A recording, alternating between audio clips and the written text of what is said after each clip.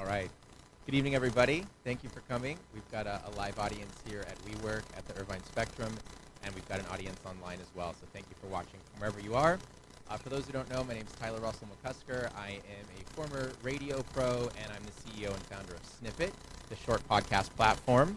Snippet creates podcasts that are always 20 minutes or less with excellent production quality, unique hosts, and a flow that respects your available time.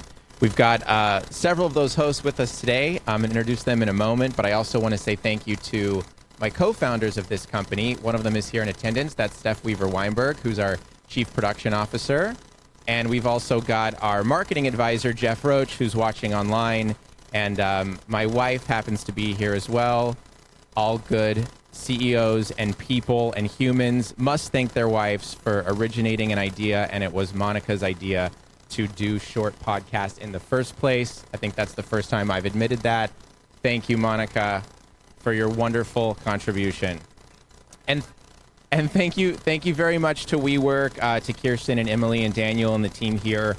Again, we're at WeWork Irvine Spectrum.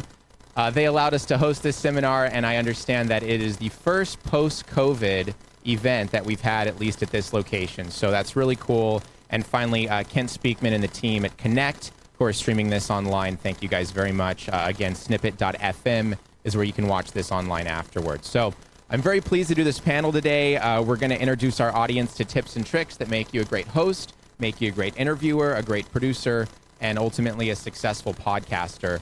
There's 5 primary topics we're going to talk about. We'll talk about the concept of your show, guests and interviewing, music and podcasts, structuring your show, and finally marketing your show and hopefully making it successful. So let me introduce you to the people who are going to teach you all about that. Our extremely talented and diverse panel, not in the order that I am going to introduce them, but nonetheless, we've got Slim Jim Phantom. He's the drummer of the legendary band Stray Cats, host on Sirius XM's Underground Garage, and the host of Rockabilly Confidential on Snippet Network. Hello, Jim. Hi, Tyler. Hi, everybody. He's the guy who's dressed like a rock star because he is the only rock star on the panel. So thank you for coming, sir. I really appreciate it. And then we've got Ariel Tweto. She's a Discovery Channel star on the show Flying Wild Alaska, IMAX on Into America's Wild, and the host of our new show In the Cockpit on Snippet. Ariel, hello. Hi.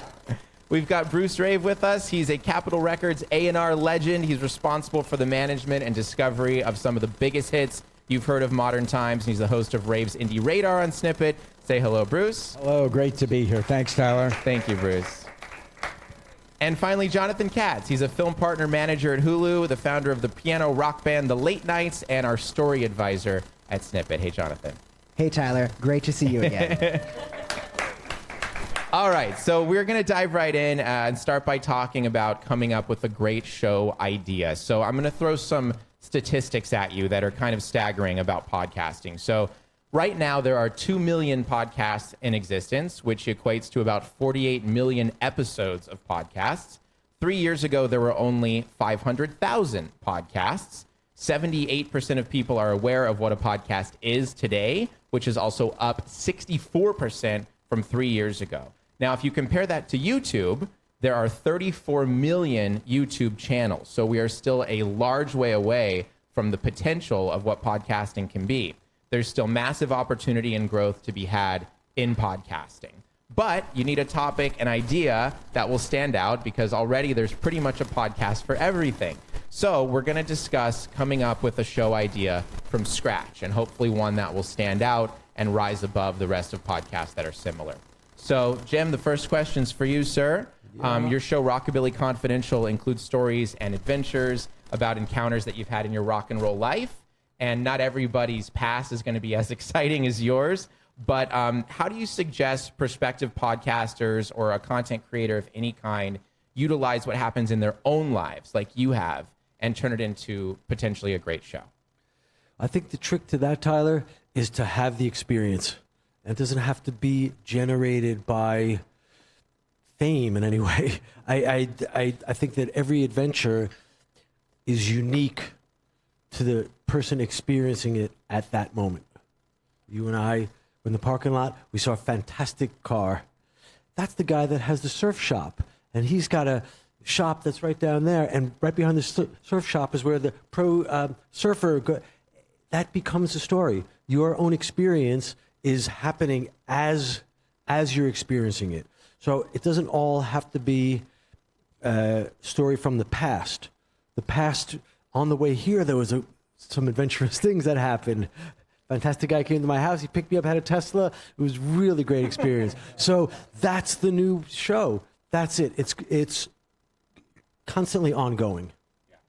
And would you encourage people, and I feel like I get this from listening to your show, you're kind of a yes man in that you allow yourself to go on experiences and have adventures that a lot of people might be like, no, I'm not going to do that. I'm busy tonight, or I'm busy this weekend. You allow yourself to go out of your way to live life to a very full way.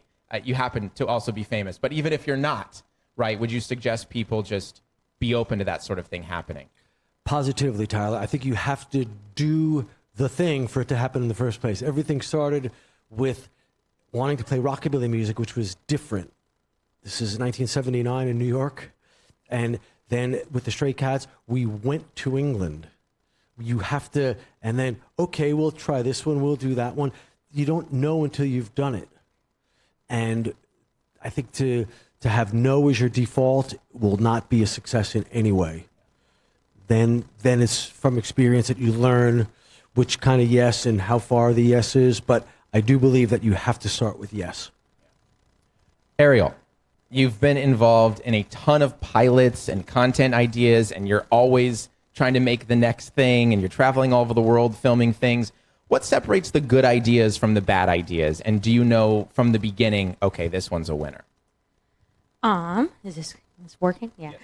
So but when you first said that, I was like, you've been involved with a ton of pilots. I was like, that was an assumption. Like, I was like, no. No pun intended. No. So I think, so I'll just speak for my whole experience. I think the shows that have been successful for me is the ones that I was like authentically and genuinely interested in. Because if I'm not an actress, I'm probably the worst actress out there. I've tried and auditioned and didn't go well. But when I play myself and when I could just get out there and have fun, I think it shows on camera.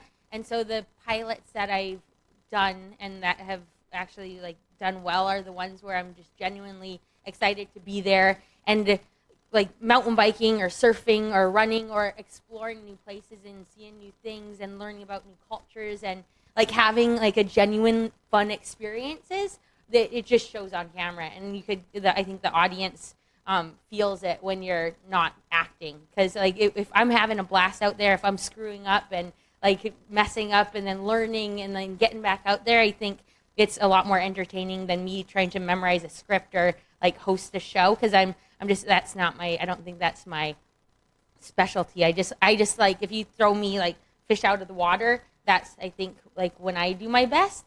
And so, yeah, I just think those are the best shows for me. And it's just so much more fun when you're actually interested in the subject and the content. And so I hope that made sense. Well, and if I can just put you on the spot a little further about your new podcast, which we're still fleshing out a little bit, but in a way, it combines a lot of your interests that you're naturally already invested in and passionate about: flying, travel, and I would say making people vulnerable and making people open up to you. So do you want to talk a little bit about how your podcast potentially combines all of those ideas? Yeah, and it's nice though, because it is fun having ideas, because we've been talking about this for a while, like in the cockpit, and now it's sort of evolving, because I'll be super honest, like we've been trying to make the show happen, and we got like a flight simulator, and I took him on a ride in the simulator. It was so fun. I like landed on a mesa in the Grand Canyon, and we were like, oh my God, we're gonna crash, but we didn't. Yeah. And so we were trying to flesh out this idea of like me interviewing him while I'm flying a flight simulator and like not dying. But I don't know. It was a difficult show. It was a really difficult show. But now we're trying to, I guess, make it a little simpler, because simpler is always better. But there is a lesson in the development of your podcast that it does not need to be overly complex. Yeah. It just needs to be a really nice idea that resonates with something you're already passionate about. Yeah. And bigger is not always better. You don't need the perfect equipment. You don't need the ultimate setup. You don't need all that stuff. Yeah. You just need a good idea and a good host. Yeah, and again, like I love flying, but then it's not it's not my biggest passion. Like, I'm so passionate about learning about other people and like getting them to open up, because I love everyone has a story, and a story that's universal and that you could relate to. And it's my favorite thing is to like sit by someone and then get them to like spill their guts to you. I'm just like, ooh, I got you to say something. And so I love like just asking the questions and getting them to like, yeah, be vulnerable and open up, and then teach like everyone. You could get a random Joe from the street, and I guarantee you, if you talk to him and are genuinely curious about their lives, you would learn something from them, and like your audience would learn from some universal like truth that they just told you. Yeah. And so, yeah. Awesome. Yeah. Okay, Bruce. On your show and in general, you dedicate your life to finding the newest and best indie rock tracks. You love breaking things before anybody else. So how important is it to be like first to market with something, be it a song, an idea, a show topic? You do it every week on your show. So how important is that? I love it when it happens, because it's such a good feeling to believe in something and then see the rest of whatever the world is, whatever the musical category is, to see it blow up. It's an incredible feeling. At the same time, though, when it comes to a program, the most important thing for me is the consistency. It's the sound of the show. So if it means that maybe I'm not first, but I feel something should be on there, I'm going to run with it. I'm not going to, it's a new music program, so I'm not going to play something from half year ago, right? But when I can do it, and from time to time, of course, it does happen, it's a great feeling. Yeah. I don't know, frankly, I don't know how important it is to the audience. I think what's most important to the audience, and what we're all doing in our respective ways, is are we giving them something that they can't find elsewhere that makes it special? All right, one more question on the topic of the concept, and then we'll move on. Jonathan, hello. You have a degree in screenwriting. You're involved with films that show up on Hulu, on the platform Hulu, and you're also in charge of story selection and editing here at Snippet. So in terms of producing an audio drama, which is a format that originated a very long time ago at the beginning of radio and has sort of made a glorious return in podcasting, how can you spot a good script, and how can you be sure or hope that it will be successful? The main part of the answer comes back to what I think everyone here is alluding to, which is authenticity. When there's a creator of any type of art, really, and you can see their unique self, their unique story within the art they're making, in my case, it would be scripts for podcasts, it gets you in a way that other things might not. The way that she likes to get people to spill their guts to them in conversation, I want to see someone spilling their guts in a script. You become extremely attached to those characters. You become extremely attached to those stories when you feel it doesn't necessarily have to be real in terms of nonfiction. It has to be real in terms of human. So whether or not you read something and go, that's going to work or that isn't going to work, I don't know. The audience will tell you every time if you were right or wrong. You have to give it your best guess based on what you're experiencing from that script, song, art, so be it. Awesome, you guys. Keyword from topic one, whether you're interviewing, spotting a script, playing a song, telling a story, be your authentic self and have authenticity in what you're doing. All right, topic two is guests and interviewing, and specifically interview skills. At the end of this topic, we're going to talk about some of the rules of interviewing, if you will. Pretty much everybody we all know, everybody in the audience has a friend who wants to start a podcast or has started a podcast and have some great people lined up they could talk to on the podcast. We hear that all the time. I know so-and-so, they'll come on my podcast. Of course, just knowing some great guests does not make a podcast. You need to know how to talk to them as an interviewer and how to structure your conversation in a good, easy-to-follow show. At Snippet, we don't believe in spontaneous, meandering conversations. That's why all of our shows are short. So hosting a podcast with a guest is not the same thing as having a conversation with a friend. It's not as natural or conversational, if you will. Good interviewing takes training and practice.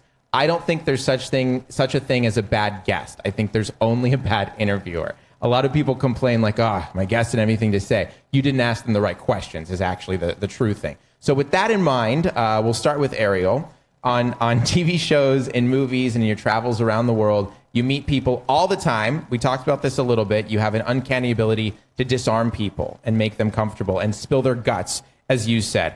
How do you do that? You talked about that you do that, but how do you do that? Such a hard question because I haven't done like a big research thing on how I do it. But for me, I think it's sort of being self-deprecating, or I mean, I make fun of myself all the time, and I think that like by sharing your failures and your like weaknesses and being vulnerable, it makes them just be like, oh, so, like she screws up all the time too, or like she like I don't like judging people, and so I don't know. I just feel like if you're like curious about people, if you're genuinely curious about someone, and if you like just that one's it's so hard, but I don't really know what I do. I really love people, and I think I keep saying, like, I think everyone has a story to tell, and I think if you ask the right questions and if you don't over plan in your head, and if you like actually listen, then the right questions will come. And I think during COVID I read this book called Wait What? The 5 Essential Questions to like asking good questions. I was freaking out during COVID. I was like, oh my God, what if I lose what if I don't know how to talk to people after this whole thing? So I read this book and it was so good. I recommend it to everyone. It's called Wait What? And so the questions are, one is wait what? And then the other one is like, I wonder why, or I wonder if, and then can't we just begin? And then how can I help, and what truly matters? And I've been playing with those questions a lot when you're just talking to people and you're constantly asking like, wait, what did you just say? Or I wonder if you did this, if this would have changed your like relationship with that person, or like, can't you just like go for a walk? I don't know. There's all this stuff, but those 5 questions actually sort of help make a difference in my just day-to-day conversations with people. And so that's helped me a little bit. But yeah, I just don't know. Back to the original questions, I just think if you really listen and talk less, especially if you're interviewing, like don't talk that much. Just like your purpose is to let your interviewer shine. Like, I want to make them look awesome. I want to get them comfortable. I want to let them be rock stars for a hot second. And so it's like, shut your mouth, listen. Like, what is the whole saying? You got 2 ears and 1 mouth. Like, listen and let them talk. And I'm going to shut up now. On that note, all right, next to Bruce, how much preparation do you do for an interview? You've interviewed some big stars. I heard you interview Weird Al just a couple months ago, excellently on KXFM. How much preparation do you do, and how much of it is off the cuff? And how important is it to allow yourself to deviate and go somewhere else with a conversation?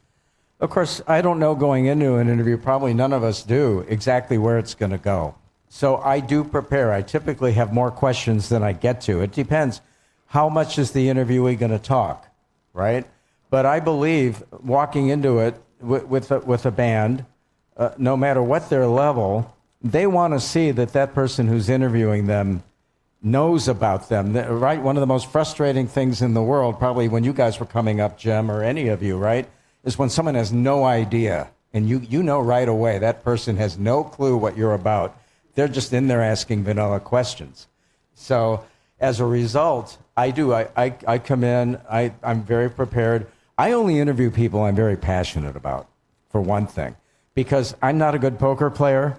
So when I'm in that room, they can see that I really want to be there. I really want to talk to them. And I don't interview that many people for that reason. You're a great interviewer, by the way, Tyler. I've heard a bunch of yours. So I do. I come in with a lot of questions, and then it comes down to got to roll with it, right? And like you were saying, Ariel, got to be a good listener and just kind of run with it. Now, one thing I do, it's a lot of work, but I do a lot of post-production. It's not live on the air, as you do, for example, with a lot of your stuff. So I may have that artist talking for 20 or 25 minutes, but the whole segment's going to be that, and I might have 3 songs in it. Well, now on Snippet, it'll be 20 minutes or less when I have maybe a bonus interview episode. So I do a lot of editing because gotta not only show the artist in the best possible light, gotta hold the audience. Yeah, I want to sum up the topic of interviewing with 5 rules that admittedly I made up, but they're really good. Okay. Here are the 5 rules of interviewing, according to me. Don't talk about yourself. That's rule 1. You touched on this. The interview is about the guest. And as soon as you start saying relating to somebody, like you might in a regular conversation with somebody, that's when the interview goes awry. Because how do you recover from that? How do you get to the next topic? Because the interview is not about you. And in a normal conversation, the other person might say, oh, cool. What happened then? But that's not what's going on. You're supposed to keep talking to them. So rule 1 is don't talk about yourself. Don't even use the word I in an interview. Always talk about your subject. Actually ask a question. This is a big one. You hear this a lot in bad interviews where you simply make a statement like so you're in a band. Not a question. And you're wanting the person to talk about their band, but it doesn't actually get them anywhere. This is a weak example, but what was it like to be in that band is at least a question that they can answer. So never phrase a statement. Have a question mark at the end. Avoid conversation fillers and conversation starters. How are you? How was your day? That sort of thing are unnecessary and take you in an awkward direction that's hard to recover from. This is especially at the beginning of an interview. Number 4 is start with a list of prepared questions like you touched on, but be prepared to rip them up if necessary. One of my favorite interviewers who's no longer on TV in the same capacity was Craig Ferguson on The Late Late Show. And his shtick was when he had a sheet to interview guests and he would rip it up and throw it away before he started the interview as if to say, this doesn't matter. It matters a little bit. You want to be prepared, but you want to be prepared to deviate. And finally, if your guest does say something interesting, don't ignore it. Go there with them. And don't leave something interesting they said unasked to. Don't just go to your next question. Make sure you follow up with them on something that they said.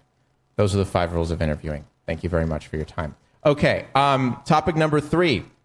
We've got some very accomplished music people on this panel, and we're going to talk about music in shows, particularly in podcasting. About 6 months ago, there was a new loophole, if you will, that was introduced in podcasting where licensed music finally became allowed. Up until this point, licensed music has been taken down in all podcasts by a variety of algorithms. But now if you host your show exclusively on Spotify, you can include licensed music as long as that show is played through the Spotify application.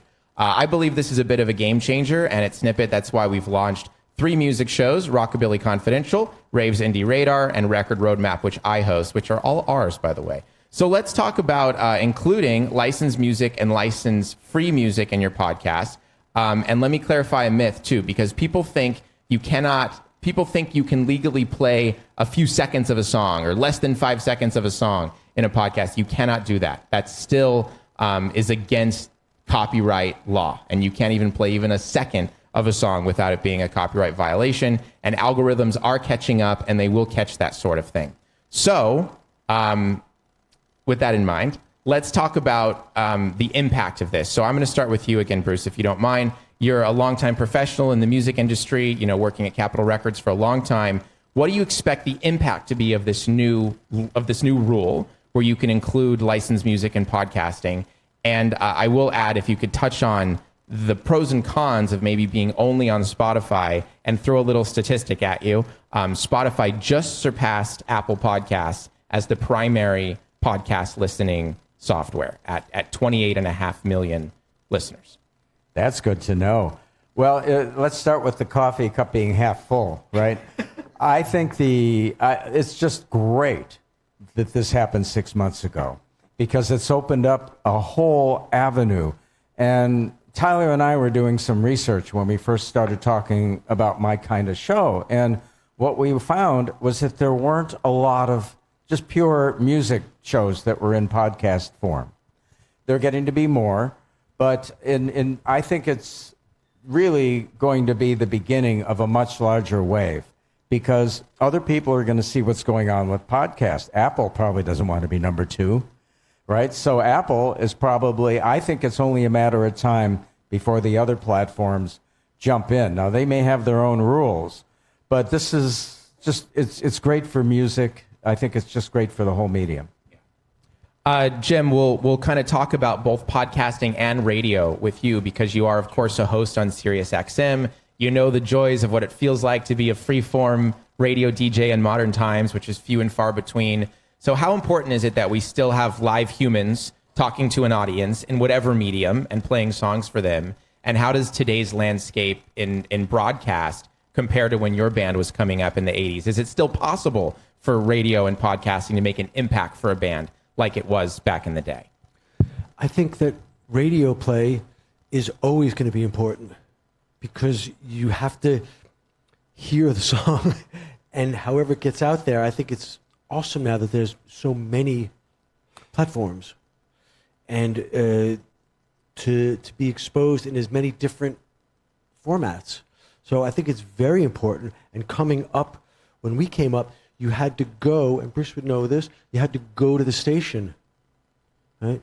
Go there, do the interview, watch the clock, get to the sound check, I think it's better now.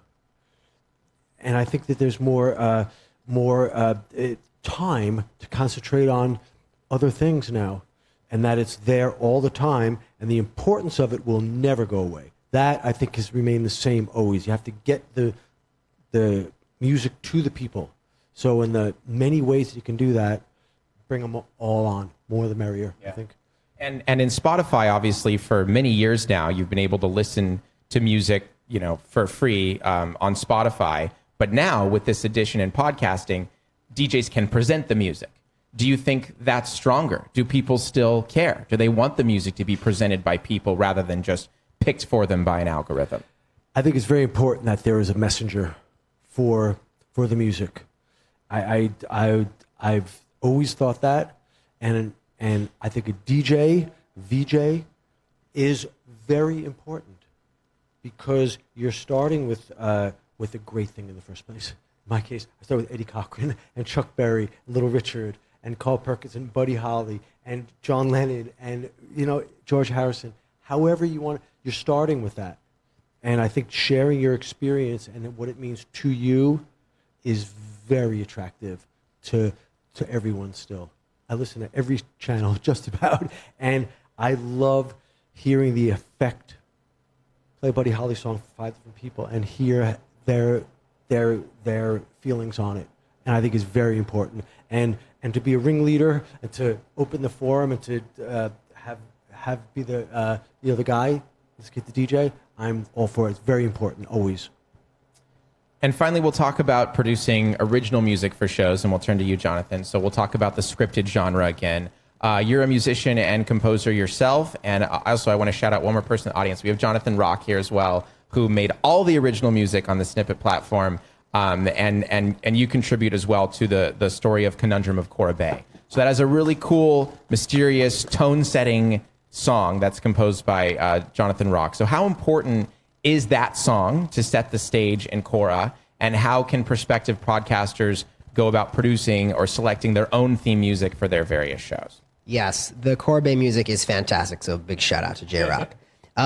One thing that people don't realize when they watch a movie or a TV show is just how much the sound is actually creating the world. Think about the sound of a lightsaber or something like that. The music that comes along with any period of time or the mood of a character or the life of a character helps to communicate deep within you where you are, what to feel, what's going on. So the music, it's a little bit trite, but is a character as well.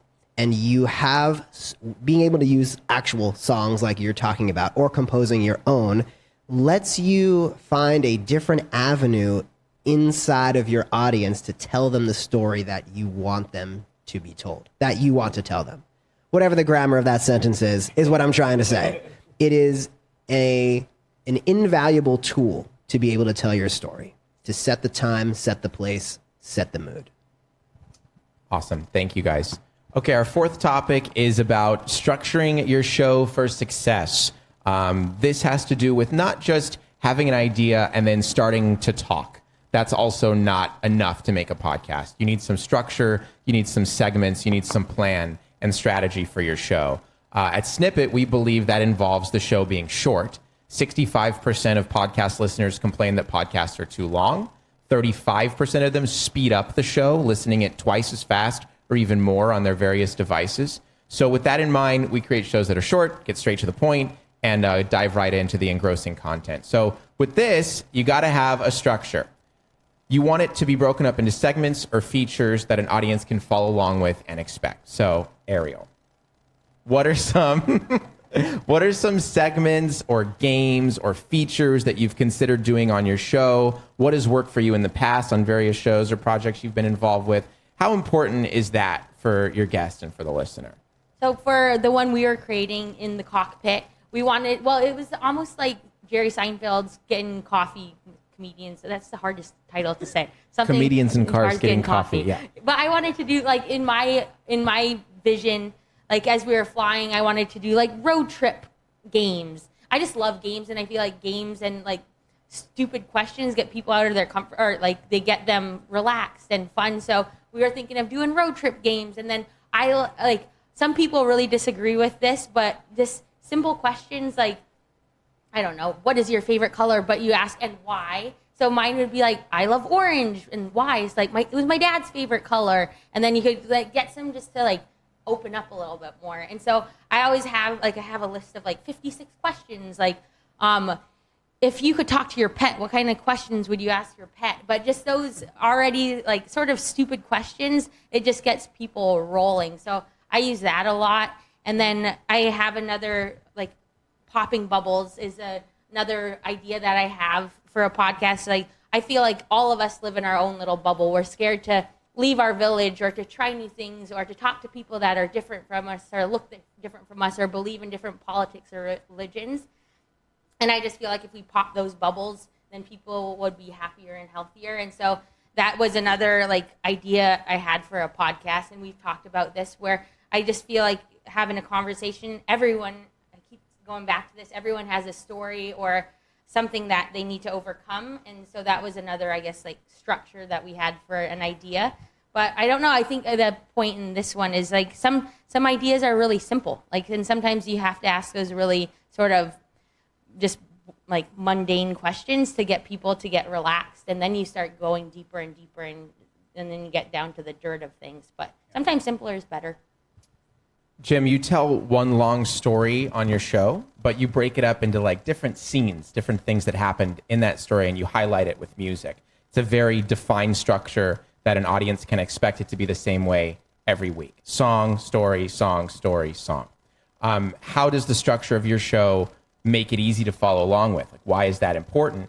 And then if you could just touch on how to tell a good story, because you're really, really good at it. I think with everything, you have to be into it in the first place, and that will show. I can think of 100 stories, 100 more just now, and they all do relate to music. What was on in the background, what should have been on in the background, what can be on in the background to any story. Because now you have the benefit of it being able to remember.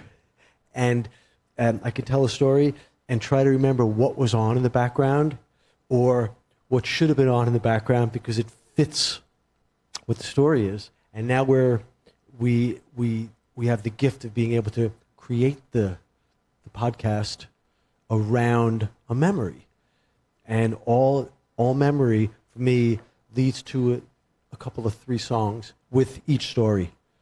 And I could keep it going forever. I love it. And when I'm driving home now, I'm going to think, what were the 3 songs that could have been on when we were doing our launch podcast, and make it happen. This will be a show, and there'll be 3 songs on it that I'm thinking of right now. Yeah.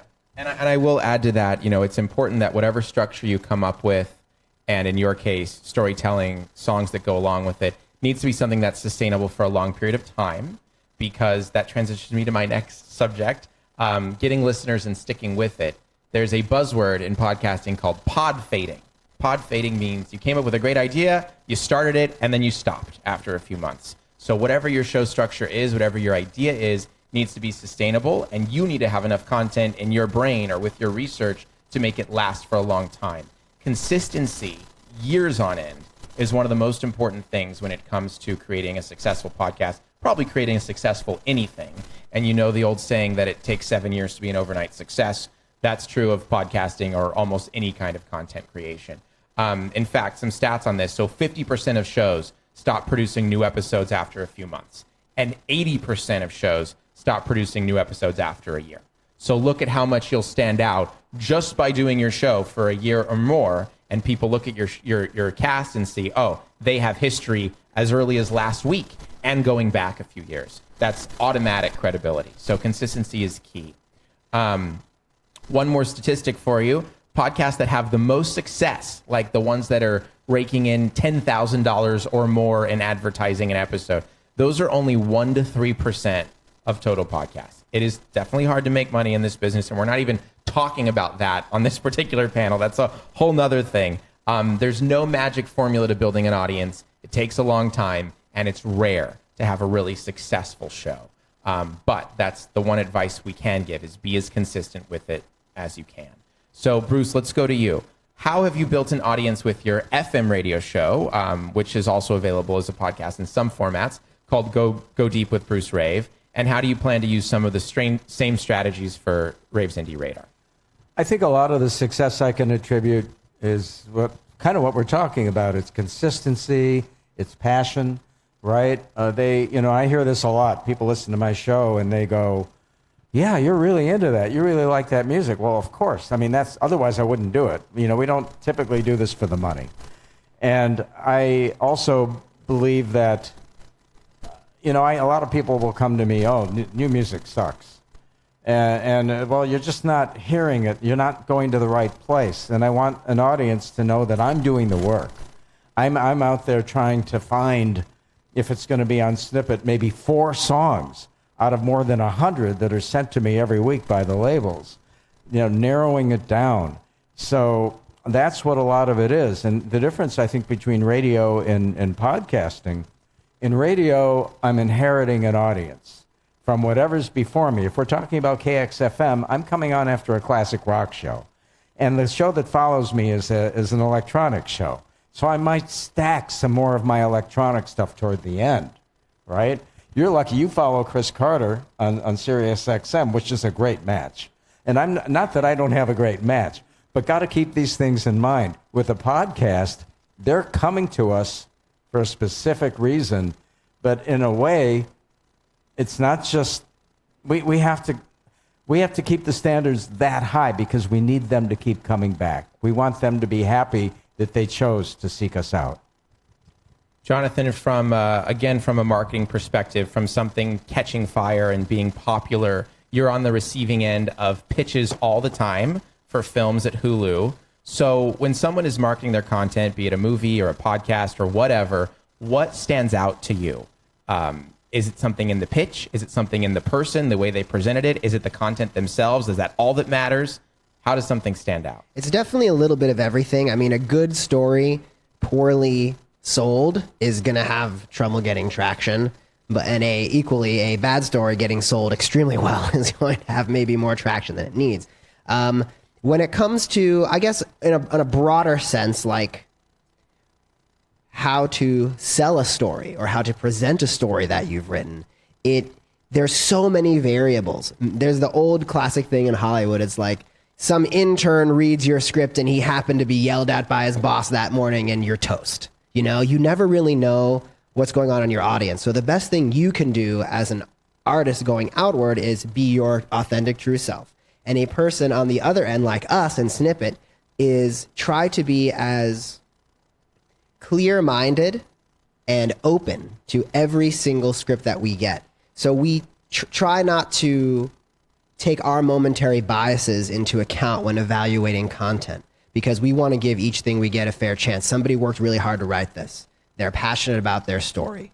Let's be as fair as possible. And maybe we have an appetite. We're looking for an action drama, Appetite is a big thing for the strategy of an organization like Snippet.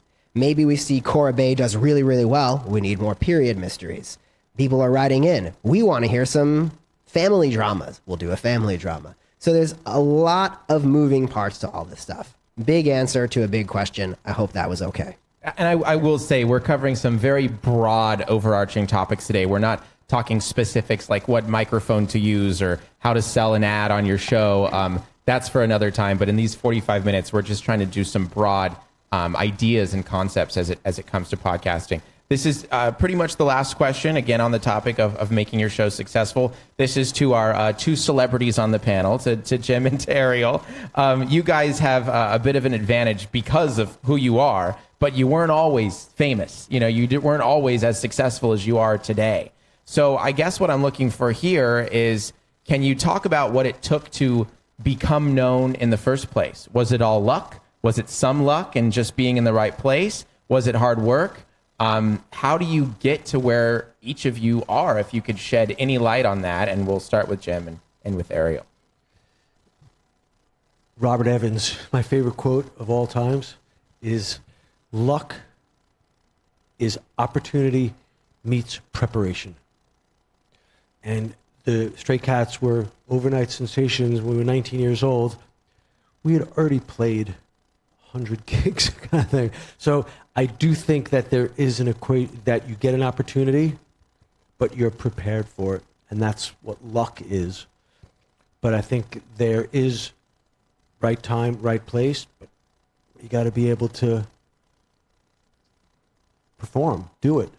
All the marbles are on 20 minutes, you kids. Okay, we this part we got. So I do think that you have to prepare and stick it out, but at the same time be willing to take a chance, and all at the same time. And for a successful podcast, I do have to say, don't say and keep your ums smaller. Think it through. Try to be fluid, but thinking at the same time. Nothing will turn me off more than If I could add to that, it's okay to pause in the middle of a sentence. Much better. It's okay to pause. Ariel, if you could touch on fame and how does one get there? So shucks,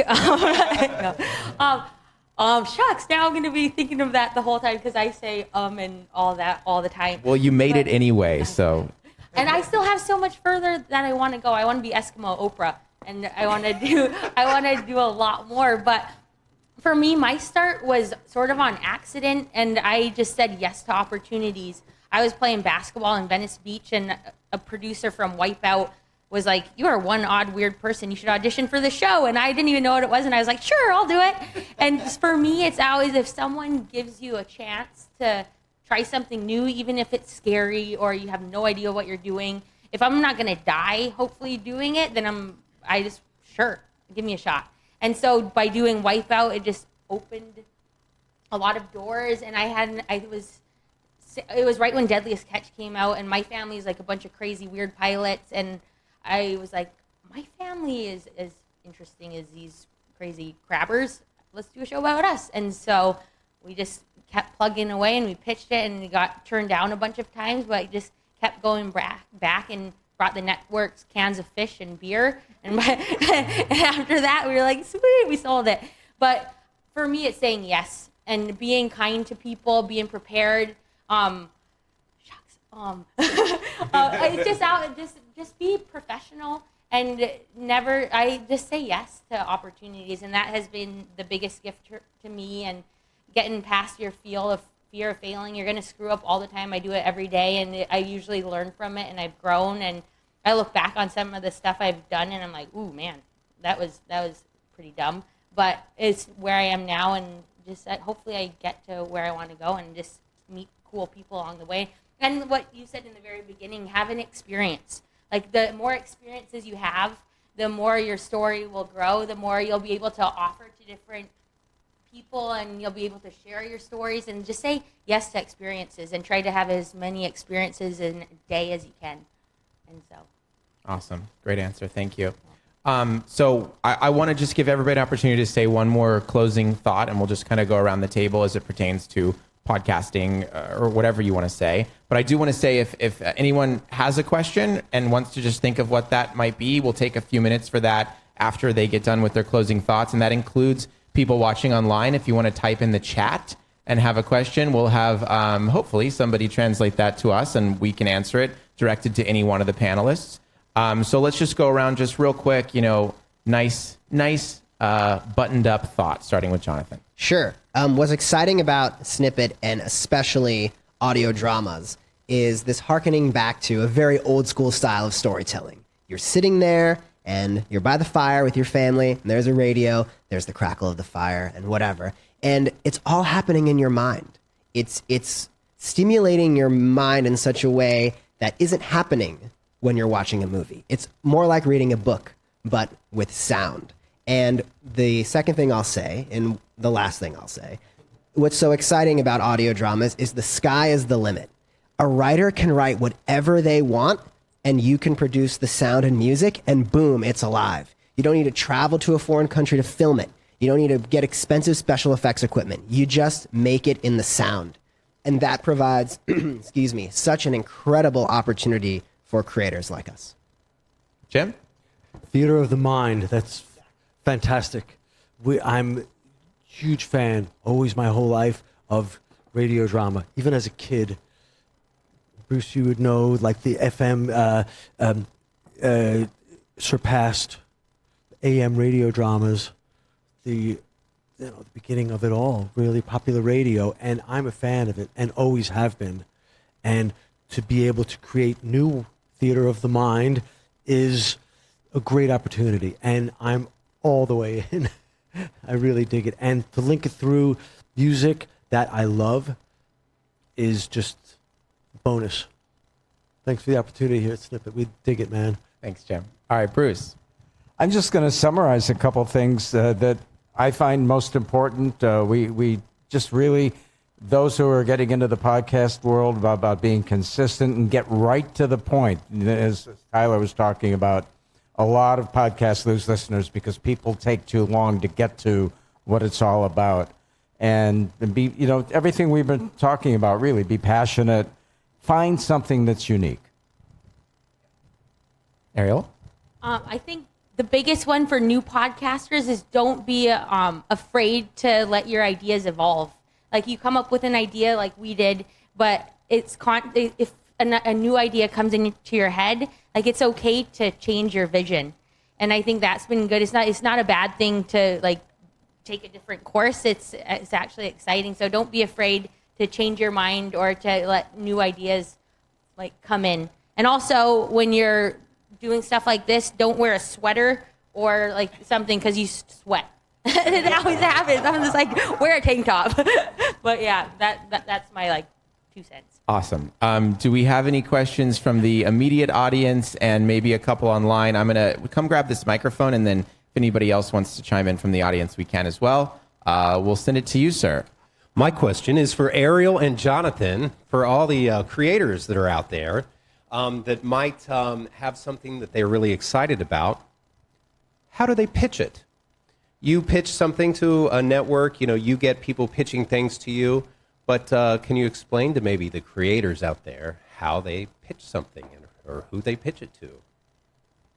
Sure. I mean, it's really a mixed bag. Every organization has their own process. At some companies, it has to be represented by an agent. And you have to have representation to get through the door. Some companies, just wide open. Here's our email address. Send us stuff. Some organizations have people that are out there looking for it. So there isn't like one whole straight answer. It behooves you to try to get in touch with the organization and figure out exactly what their process is. I know that's kind of a non-answer because it varies so wildly through the industry, but being inquisitive and not giving up is really the best way to figure out where to go. You'd mentioned scripts for podcasts. So instead of sending somebody the recording, the produced show, you like to receive something scripted out on paper? Yes, for Snippet specifically, we don't need the whole thing made. We don't even necessarily need a whole episode even made. What we want to see at Snippet really is a treatment, which is maybe the whole idea for your show in a few pages or one page. And if we like that, then we say, why don't you outline the first 2 or 3 episodes of this? It's a back and forth process. And I actually don't know what our current send us ideas here email is, but if you know it, you can say it later. Did that answer that question? Sure did. Thanks. Thank you. Any other questions from our audience in attendance? Otherwise, I'm happy to summarize. All right. So as we said a minute ago, there is a lot to discuss in the world of podcasting, mic technique, getting advertisers on your show, monetization, and much more.